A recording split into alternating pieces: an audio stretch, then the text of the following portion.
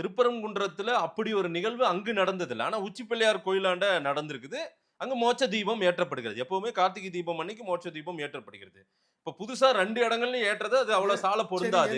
என்னுடைய சுதந்திர உலகத்துல, சுதந்திர நாட்டுல, அ. நான் நெனச்ச இடத்துல போய் ஏத்திக்கிறேன். அதுல உங்களுக்கு ஒண்ணும் பிரச்சனை? இல்ல அங்க இஷ்யூ ஆயிடும். இஷ்யூ நாளைக்கு ஆகும். மத நீங்க கலவரம் மாறிடும். அது அது மாறிடும் பூதம் காட்டாதீங்க. ஒண்ணும் பூச்சி காட்ட வேண்டாம். ஒண்ணும் நடக்காது.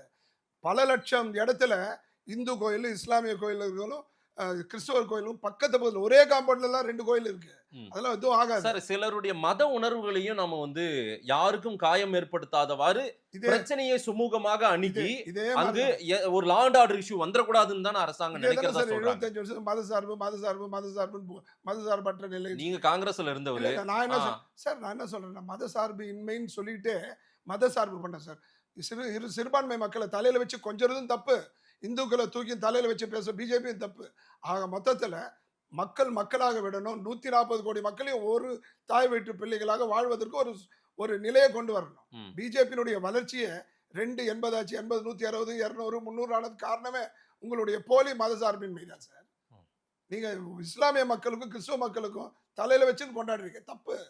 அந்த மாதிரி இல்ல பண்ணக்கூடாது. தலையில வச்சு இல்ல. உண்மையான நீதி வேண்டும். அதே போல அவங்களுக்கும் இங்கு ஒருத்தர் போய் அங்க போய் தீபம் ஏத்துறதுல என்ன நீதி வந்துருச்சு உங்களுக்கு? இல்ல அங்கு அவங்கள படிக்க வைங்க சார், கோட்டா கொடுங்க சார் சார். ஒரு 50 மீட்டர்லயே தர்கா இருக்குது. ஆமா, இவங்க 50 அங்க மீட்டர். நான் சொல்றது பக்கத்து ஒரு காம்பவுண்ட்ல இருக்கிற கோயில்லாம் இருக்கு தமிழ்நாட்டுல. ஆ. அதனால 50 மீட்டர்ன்றது பெரிய பிரச்சனை இல்ல. சரி. மன தூரம் தான் ஜாஸ்தியா இருக்கு. அதுவும் இஸ்லாமிய மக்கள்கிட்ட இல்லவே இல்ல. அவங்க தெளிவா இருக்கிறாங்க.